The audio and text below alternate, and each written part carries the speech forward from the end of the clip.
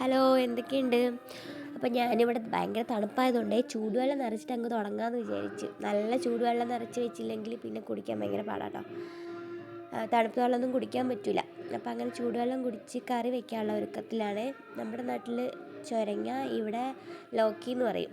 അപ്പോൾ അത് കറി വെക്കാമെന്ന് വിചാരിച്ചു. വയ്യാത്തതുകൊണ്ട് സിമ്പിളൊരു കറി, അരപ്പോ ഒന്നും അങ്ങനെയൊന്നും നോക്കിയില്ല. പിന്നെ തേങ്ങയ്ക്കവിടെ ഭയങ്കര വിലയായതുകൊണ്ട് അങ്ങനെ തേങ്ങ അരച്ച് വെക്കുന്ന കറികൾ കുറവാണ്. സിമ്പിളായിട്ട് പരിപ്പിൽ ലൗക്കിയൊക്കെ ഇട്ട് നമ്മൾ ജസ്റ്റ് ഒരു സാമ്പാറല്ല, വെറുതെ ഒരു കറി. പിന്നെ നമുക്ക് താളിക്കണമല്ലോ. അപ്പോൾ താളിക്കാൻ വേണ്ടിയിട്ട് ചെറിയ ഉള്ളി അരിയും നാട്ടിൽ നിന്ന് ചെറിയ ഉള്ളി കൊണ്ടുവന്നിട്ടുണ്ട് കേട്ടോ. അപ്പം അതിന് വേണ്ടിയിട്ടുള്ള തയ്യാറെടുപ്പിലാണ്. അതിൻ്റെ ഇടയിൽ മോൻ എന്തൊക്കെയോ വന്ന് പറയുന്നുണ്ടായിരുന്നു. താളിക്കാൻ വേണ്ടിയിട്ട് സാമ്പാർ പൊടി എടുക്കുന്നതിന് വരെ ഞാൻ ചിക്കൻ മസാല എടുത്തു. എന്തോ ഭാഗ്യത്തിന് ഇട്ടില്ല. പിന്നെ സാമ്പാർ പൊടിയൊക്കെ ഇട്ട് നമ്മൾ താളിക്കുന്ന സമയത്ത് ഈ സാമ്പാർ പൊടി കുറച്ചിട്ടാൽ നല്ല ടേസ്റ്റ് ഉണ്ടാവും കറിക്കൊക്കെ.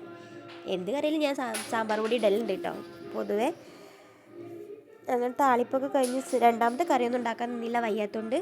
പിന്നെ നാട്ടിൽ നിന്ന് അച്ചാറും പപ്പടവും അങ്ങനത്തെ സംഭവങ്ങളൊക്കെ ഉണ്ടല്ലോ. അപ്പോൾ അത് വെച്ച് അഡ്ജസ്റ്റ് ചെയ്യാം എന്ന് വിചാരിച്ചു. വേഗം പണി കഴിച്ചാൽ തണുപ്പത്ത് നമുക്ക് എവിടെ നിൽക്കാൻ തോന്നില്ല, മൂടി പോയിച്ചിരിക്കാനേ തോന്നുള്ളൂ, അത്രയും തണുപ്പാണ്. പിന്നെ ഞാൻ ചെറിയ ആളായിട്ട് കുറച്ച് നേരം കളിച്ച് അങ്ങനെ കഴിഞ്ഞു. Okay, bye, Tata.